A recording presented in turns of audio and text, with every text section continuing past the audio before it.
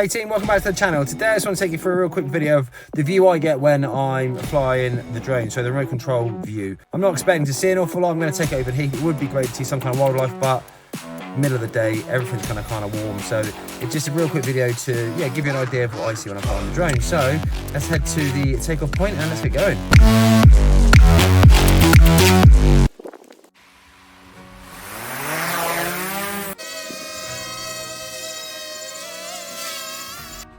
Okay, so just a really quick breakdown of the controller. So I've got a side-by-side view, which is one I always use when I'm using thermal. Bottom left, we have the map. Moving across the bottom, we've got the compass. You'll also see wind speed and altitude as well. To the right, you've got the view from the actual drone itself. So yeah, side-by-side view, thermal on the left and then visible on the right.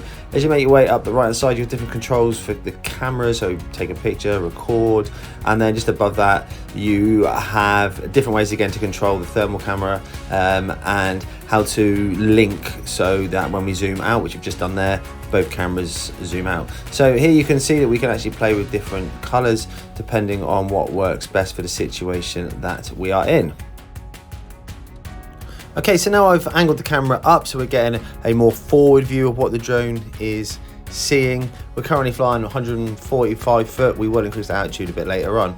So as we scan around, you can see areas of red on the floor. Like I said, this has been filmed middle of the day and it's a hot day, so there'll be pockets of water, there'll be areas of land that are returning that sort of strong red heat return, which is why it is really difficult if you're trying to find wildlife, maybe lost dogs, to search for them during the day, especially a warm day, because there's so many warm returns.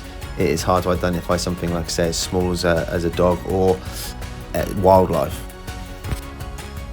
So I'm panning around, looking over the heathland, absolutely desperate to try and find something that is a little bit more interesting to show you guys. So I've come over this open land, and I know deer will sometimes occupy this space, generally not this time of day, but I thought I'd have a little fly over and just check. You can see that there's a warm return, and I'm assuming that'll probably be a body of water on the right hand side, as well as various other hot returns on the ground. Again, water, trees, vegetation is probably what you can see. It is what's giving that return. So unfortunately, no wildlife or no deer at this time.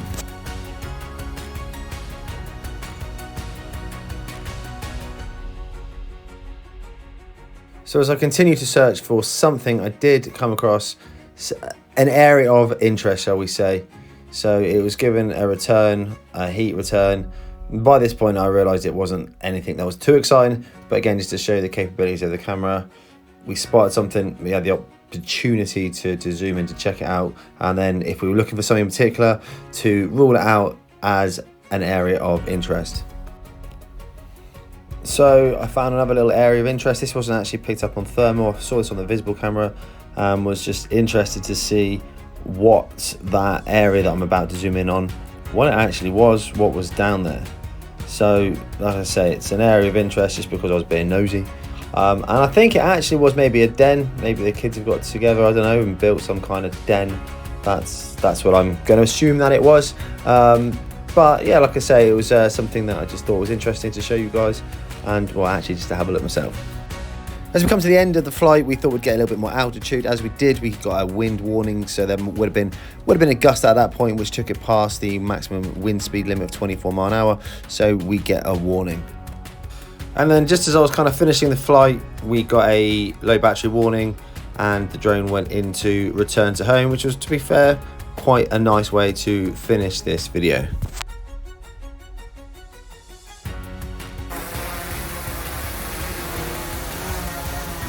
So there you go, team. Maybe not the most exciting video, but it does give you a real good insight into what the control of a Mavic 3 thermal, the capability of that controller. There's lots more videos coming.